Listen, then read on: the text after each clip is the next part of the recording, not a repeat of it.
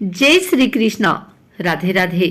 आइए सुनते हैं बैकुंठ चतुर्दशी की कथा एवं पूजन विधि। बैकुंठ चतुर्दशी को हरिहर का मिलन कहा जाता है, अर्थात भगवान शिव और विष्णु का मिलन। विष्णु एवं शिव के उपासक इस दिन को बहुत उत्साह से मनाते हैं। खासतौर पर यह उज्जैन वाराणसी में मनाई जाती है। इस दिन उज्जैन में भव्य आयोजन किया जाता है। शहर के बीच से भगवान की सवारी निकलती है जो महाकालेश्वर मंदिर तक जाती है। इस दिन उज्जैन में उत्सव का माहौल चारों ओर रहता है।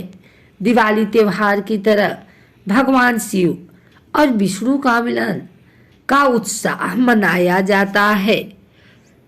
इन 4 महीनों में भगवान शिव सारा कार्यभार संभालते हैं। इस प्रकार जब भगवान विष्णु योग निद्रा से उठते हैं तो भगवान शिव इन्हें सारे कार्य सौंप देते हैं। उसी दिन को बैकुंठ चतुर्दशी कहा जाता है। बैकुंठ चतुर्दशी 2023 में कब है? चतुर्दशी तिथि की शुरुआत 25 नवंबर को 5:22 से शाम को, चतुर्दशी तिथि समाप्त 26 नवंबर को 3:53 दोपहर में। बैकुंठ चतुर्दशी व्रत कथा। इस दिन को हरिहर का मिलन कहा जाता है। भगवान विष्णु बैकुंठ छोड़कर शिव भक्ति के लिए वाराणसी चले जाते हैं और वहां 1000 कमल के फूलों से भगवान शिव की उपासना करते हैं। वे भगवान शिव की पूजा में तल्लीन हो जाते हैं और जैसे ही नेत्र खोलने लगते हैं उनके सभी कमल फूल गायब हो जाते हैं। तब वे भगवान शिव को अपनी एक आंख, जिन्हें कमल नयन कहा जाता है, वो अर्पण करते हैं। उनसे प्रसन्न होकर भगवान शिव प्रकट होते हैं और उन्हें नेत्र वापस देते हैं। साथ ही विष्णु जी को सुदर्शन चक्र देते हैं। यह दिन बैकुंठ चतुर्दशी कहलाता है। इस प्रकार हरि, विष्णु, हर, शिव का मिलन होता है। एक अन्य कथा के अनुसार एक धनेश्वर नामक ब्राह्मण था जो बहुत बुरे काम करता था। उसके माथे कई पाप थे। एक दिन वो गोदावरी नदी के स्नान के लिए गया। उस दिन बैकुंठ चतुर्दशी थी। कई भक्तजन उस दिन पूजा अर्चना कर गोदावरी घाट पर आए। उस दिन भीड़ में धनेश्वर उन सभी के साथ था। इस प्रकार उन श्रद्धालु के स्पर्श के कारण धनेश्वर को भी पुण्य मिला। तब उसकी मृत्यु हो गई।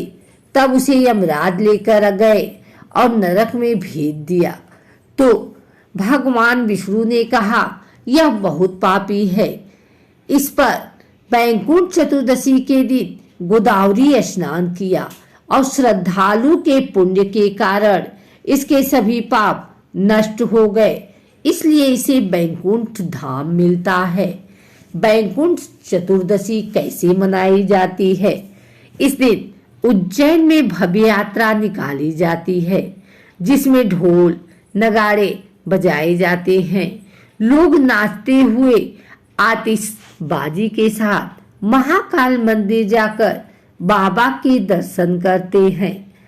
इस दिन भगवान विष्णु की पूजा की जाती है। विष्णु सहस्त्र का पाठ किया जाता है। विष्णु मंदिर में कई तरह के आयोजन किए जाते हैं। इस दिन पवित्र नदियों में स्नान किया जाता है। इससे सभी पापों का नाश होता है। विष्णु जी योग निद्रा से जागते हैं, इसलिए उत्सव मनाया जाता है। दीपदान किया जाता है। वाराणसी के मंदिर में भव्य उत्सव होता है। इस दिन मंदिर को बैकुंठ धाम जैसा सजाया जाता है। इस दिन उपवास रखा जाता है। गंगा नदी के घाट पर दीपदान किया जाता है।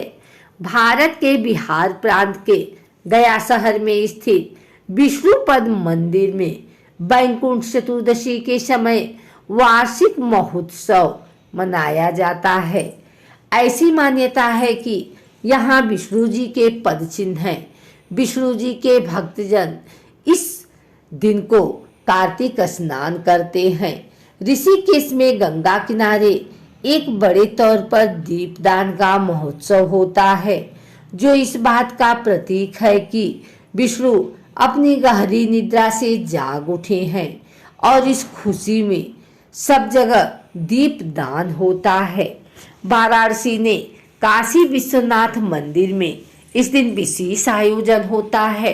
कहते हैं वैकुंठ चतुर्दशी के दिन वैकुंठ धाम ही बन जाता है। चतुर्दशी के दिन ये वैकुंठ धाम ही बन जाता है। विष्णु जी तुलसी को पत्ती शिव जी को चढ़ाते हैं। जब शिव जी बेलपत्ती को विष्णु जी को चढ़ाते हैं। वैकुंठ चौदस महाराष्ट्र में भी उत्सव मनाई जाती है। यह उत्सव शिव जी के काल से चला आ रहा है। शिव जी की माता जीजाबाई पूरे रीति रिवाज के साथ वैकुंठ चतुर्दशी मनाती हैं। पूरे कार्तिक में कमल के फूल भगवान शिव और विष्णु को अर्पित किए जाते हैं। महाराष्ट्र में कुशवर्ता नामक कुंड में कई सारे कमल पुष्प रखे जाते थे। जीजाबाई के सारे कमल पुष्प रखे जाते थे। जीजाबाई की ऐसी मान्यता थी कि कार्तिक में ऐसे कमल पुष्प चढ़ाए जाएं जिससे कोई मनुष्य हाथ न लगाए। उनकी यह इच्छा किसी तरह पूरी होगी। इसका उपाय शिवाजी के पास भी नहीं था। तब उनके एक अंग रक्षक दालवी ने इस कार्य को करने का बीड़ा उठाया। शिवाजी ने उससे कहा, अगर तुम असफल हुए तो तुम्हें सजा मिलेगी। उसने स्वीकार किया। पूरी नगर के भीड़ में यह कार्य देखने जमा हो गई। तब दालवी ने अपने तीर का निशाना साधकर कमल पुष्प की ओर सीधे टोकरी में पहुंचाया, जिसे देख सभी प्रसन्न हो गए। शिवाजी महाराज और उनकी माता ने इस त्योहार की शुरुआत की थी। शिवाजी के राज्याभिषेक के बाद रायगढ़ को राजधानी बनाया गया था, जहां एक बड़ा कमल का तालाब था, जिसे कुशवार्ता कहते थे। यह कार्तिक माह के कमल के सफेद, नीले एवं लाल रंग के बहुत सुंदर फूल खिलते हैं। जब शिवाजी और उनकी माता जीजाबाई ने ये दृश्य देखा तो जीजाबाई अपने पुत्र को वैकुंठ चतुर्दशी के बारे में बताती हैं। शिव जी भगवान विष्णु और शिव को याद करते हैं। विष्णु की तरह जीजाबाई जगदीश्वर मंदिर में शिव जी को 1000 सफेद कमल के फूल चढ़ाने का इच्छा प्रकट की। जीजाबाई ने खुद फूलों का चुनाव करने की ठानी, ताकि कोई भी मुरझाया या दासी फूल शिव जी को न चढ़ाया जाए। शिवाजी ने अपनी माता की इच्छा को पूरी करने की सोची, लेकिन उनकी माता खुद फूलों को चुन रही थी, जिस बात से शिवाजी परेशान थे। उन्होंने इस बात को अपने दरबार में सबके सामने रखा। दरबार में शिवाजी के रक्षक दलवी ने कहा कि वे फूलों को इकट्ठा करेंगे, वो भी बिना उन्हें छुए। शिवाजी ने उन्हें बोला कि अगर वे इस कार्य में फेल होते हैं तो उन्हें सजा दी जाएगी। दलवी इसे स्वीकार लेते हैं। वैकुंठ चतुर्दशी के दिन सुबह सुबह दलवी कमल के तालाब के पास जाते हैं। दलवी के इस कार्य को देखने के लिए आसपास के बहुत से लोग इकट्ठे होते हैं। फिर दलवी जमीन पर लेट जाते हैं और एक तीर चलाते हैं। एक तीर एक के बाद एक सभी कमल के फूलों को भेदता हुआ आगे निकल जाता है। इसके बाद दलवी नाव से तालाब में जाते हैं और प्रतिज्ञा अनुसार फूलों को बिना छुए समेट सहायता से उठाते हैं। शिवाजी और जीजाबाई दलवी के इस कार्य से बेहद प्रसन्न होते हैं और उन्हें ढेर सारे पैसे जेवर बतौर उपहार देते हैं।